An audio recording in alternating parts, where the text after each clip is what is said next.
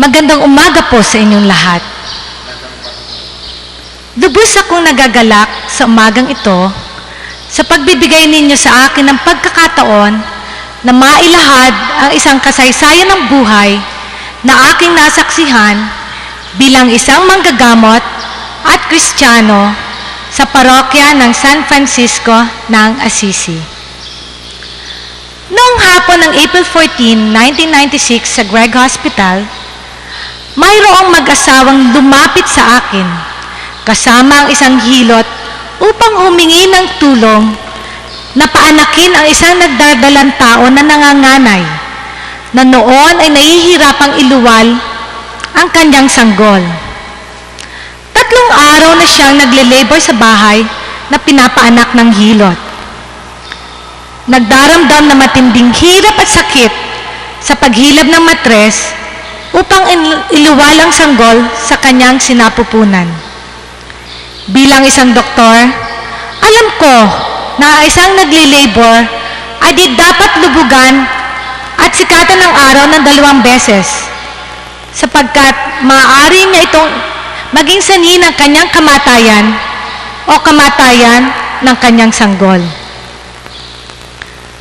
Nagdalawang isip ako na tanggapin ang pasyente sapagkat higit sa 24 hours na siyang nagle-labor sa bahay at kung hindi ito mapaanak sa maikling panahon ay maaaring masisaryan at dapat sana ay sa mas malaking ospital na maraming doktor at kagamitan na maaaring tumugon sa kanyang pangangailangan.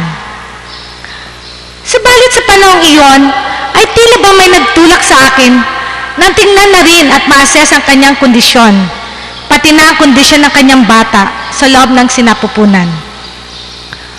Wala na akong panahon upang i-refer siya sa isang OB-GYN o i-refer sa ibang ospital, sapagkat nandun na ang ulo ng sanggol at pagampagana ang puwerta sa pagpumilit na ito ay mailabas. Lubhang tensyonado ang atmosphere sa loob ng delivery room, kasama ang mga nurses na di man magsalita ay alam kong nag-aalala. Pagkatapos ng 30 minuto, ay nailabas sa isang sanggol na hinang-hina na tila ba gagaling sa isang nakakapagod na paglalakbay. Akala ko ay nalampasan na namin ang isang delikadong sitwasyon. Subalit ang hinintay kong lumabas ang inunan, ang kanyang matres o bahay bata ay kasamang lumabas.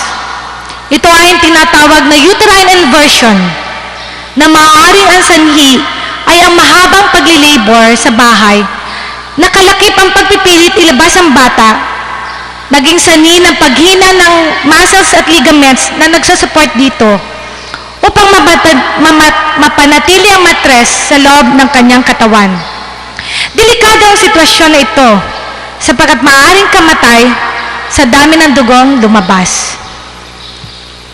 Tumulong sa akin ang nurse na nagmamonitor ng vital signs. Wala daw makuha ang blood pressure. Wala na rin ang pulso. Walang marinig na tibok ng puso at tumigil ang paghinga ng pasyente. Ang mga labi at kuko ay puting-puti ang kulay. Agad kami nagbigay ng CPR o cardiopulmonary resuscitation at nag-administer ng emergency life-saving drugs. Ipinatawag ko ang ang kanyang asawa habang kami ay patuloy na nagre-revive ng pasyente. Sinabi ko sa asawa, "Mister, ang iyong asawa ay 0 ang blood pressure. Tumigil pa ang pagtibok ng kanyang puso, pati ang paghinga. Ang tangi mong maitutulong ay magdasal upang mailigtas siya. Gagawin namin ang aming makakaya sa tulong ng may kapal." Sinabi ko rin sa mga nurses na magdasal din kagaya ko habang patuloy sa aming paggawa. Hindi namin namalayan ang paglipas ng mahigit sa 2 oras. Kami ay patuloy na nagre-revive habang isinosoli ko sa loob ng katawan ang matres ng pasyente.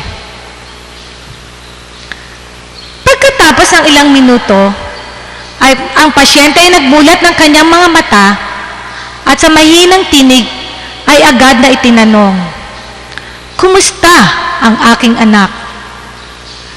Dito ko nasaksihan at naramdaman ang pagmamahal ng isang ina na sa oras ng kanyang paghihirap at delikadong buhay ay nasa sa isip pa rin ang kanyang pinakamamahal na anak. Hindi siya nagreklamo sa naramdamang hirap at pagod at pansamantalang pagkabawi ng buhay. Mulit-muli ay tinatanong, kumusta ang aking anak? Sa hirap at pagod ay nakuha pang ngumiti nang marinig niyang, nailigtas na namin ang iyong sanggol. Ipinatawag ko ang asawa upang ibalita ang magandang mensahe na ang kanyang mag-ina ay ligtas na. Naitawid na sa bingit ng kamatayan. Namalas ko sa kanyang muka ang di masukat na kaligayahan at pasasalamat. Kanyang nabanggit, galing po ako sa simbahan habang ginagamit niyo ang aking mag-ina. Nagdasal po ako sa harapan ng taimtim sa Blessed Sacrament, sa imahe ng mahal na Senyor Santo Cristo de Burgos at sa ating mahal na patron San Francisco. Namangha ako sa kanyang ginawa sapagkat di ko inaasahan na siya ay pupunta sa simbahan. Ang akala ko ay naroon lamang siya sa labas ng delivery room at naghihintay sa mangyayari. Dito ko nasaksihan ang isang tao na malaki ang pagtitiwala at pananalig sa ating mahal na Senyor Santo Cristo de Burgos. Dito ko rin nasaksihan ang dakilang pagmamahal ng isang lalaki sa kanyang kabiyak upang manalangin at hingin ang tulong na may kapal sa loob ng ating simbahan. At naalala ko si San Jose na dakilang ama ng ating Panginoong Hesukristo dito sa lupa. Dito ko rin muling napatunayan na ang mga inang katulad ko ay wagas ang pagmamahal sa mga anak, maski hanggang sa dulo ng kanilang buhay o hanggang sa kabilang buhay. Kumusta ang aking anak? Yan ang unang nabanggit ng isang ina mula sa pagkawalang buhay.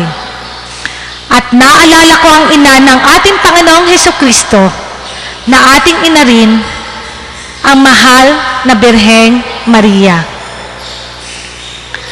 Dito ko rin nasaksihan ang pagmamahalan ng isang pamilya na sa kabila ng kanilang pagsubok ay nandoon sa kanilang puso ang ating Panginoon. At aking naalala ang Holy Family, si Jesus, si Maria, at si Jose. Dito ko rin naalala ang aking kababaan bilang isang tao, na hindi ko magagawa ang maglapat ng lunas ng karamdaman sa pamamagitan lamang ng aking napag-aralan o napagsanayan sa paaralan ng medisina. Nandiyan ang Panginoon upang gabayan tayo. Tumawag lamang tayo sa Kanya. Nakauwi ng maluluhati sa bahay ang mag-iina. Nakabalik sa ospital upang mag-follow up. Pagkalipas ng 3 taon, muli nagsilang ng sanggol ang babae at ako muli ang nagpaanak. Pero wala nang komplikasyon. Napag-alaman ko na lumipat na sila ng tirahan at nasa Batangas upang maghanap buhay. Napag-alaman ko na kung bumabalik sila sa Sariaya, hindi nila nakakalimutan ang sumaglit dito sa ating simbahan at manalangin sa ating mahal na Senyor Santo Cristo de Burgos. Sa ngalan ng aking pamilya, ng aking asawang si Brother Dean, ng aking mga anak na si Crisanto at Crisostom, bumabati pa ako sa inyong lahat ng Advance Happy Fiesta. Purihin ang Panginoon.